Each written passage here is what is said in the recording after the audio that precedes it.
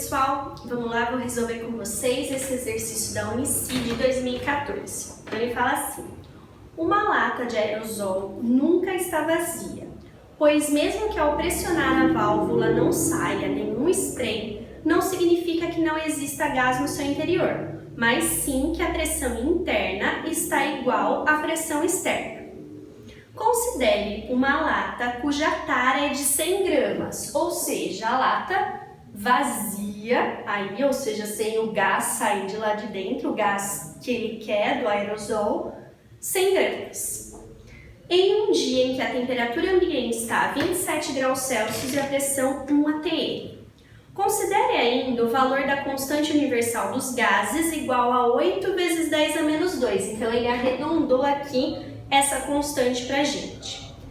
Se o volume interno da lata é de 492 ml e sua massa total é de 100,52 gramas, ou seja, a massa da lata mais o gás que vai sair lá de dentro dela, pode-se afirmar corretamente que a massa molar média dos gases no interior dessa lata em gramas por mol é igual a... Então, ele quer aí a massa molar, certo?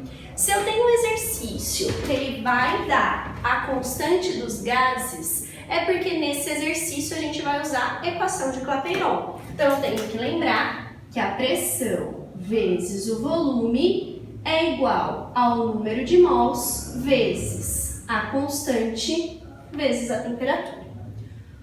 Três coisas em relação a essa fórmula.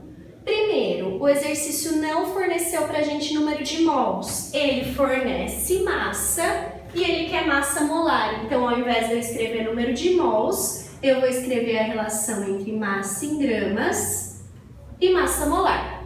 Segunda coisa, a temperatura ele quer em Kelvin. Sempre que a gente for trabalhar com gases, a temperatura em Kelvin. Então, eu vou ter que pegar e transformar essa temperatura. Para passar de grau Celsius para Kelvin, a gente soma 273. Então, isso daqui, 300 Kelvin. Agora, eu tenho aqui o volume. Volume, olha lá as unidades da constante, volume em litros. Então, posso deixar como 0,492 litros, lembra que 1 litro eu tenho 1000 ml, ou simplesmente eu pego 492 e multiplico por 10 a menos 3, certo? Então, vamos pegar e substituir aí o que eu tenho na fórmula para poder ver qual que é a massa molar. Então, eu tenho pressão vezes volume, vai ser igual a massa em gramas vezes a constante, vezes a temperatura. Pressão, 1 atm. Volume, 492 vezes 10 a menos 3. Vai ser igual a massa em gramas. O que eu tenho que tomar cuidado? Essa massa é só a massa de gás. Eu tenho duas informações, tenho a lata com gás e a lata vazia. Então, a diferença entre os dois vai ser a massa do meu gás aí, que vai ser igual a 0,52 gramas, certo? Faz aí um menos o outro. Então, igual a 0,52 sobre a massa molar, que é o que eu quero, vezes a constante, 8 vezes 10 a menos 2 vezes a temperatura que eu já transformei aqui em Kelvin. Vou isolar a massa molar, tá? Dividindo, vou mandar para lá, multiplicando.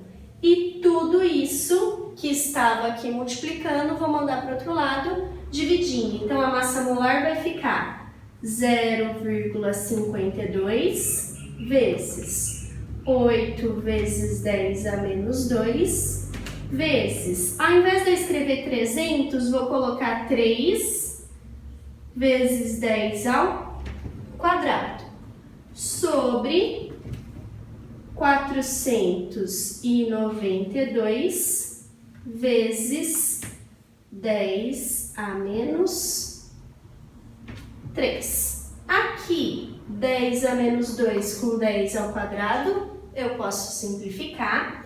Posso pegar aqui 492 e o 8, dá para simplificar também. Dá para simplificar por 2, mas dá para simplificar por 4. Vou dividir aqui por 4, vou dividir aqui por 4. Então, a massa molar vai ficar 0,52 vezes 2 vezes 3 sobre 492 por 4. O 4 aqui vai ficar 1. 9 por 4, 2, vai dar 8, sobra 1. 12 por 4, 3. Dá para simplificar mais uma vez. 123, se eu somar aqui, vai dar 6, que é múltiplo de 3. Então, eu consigo simplificar os dois por 3. Então, isso daqui vai ficar 0,52 vezes 2 sobre, aqui vai ficar 4,41, certo?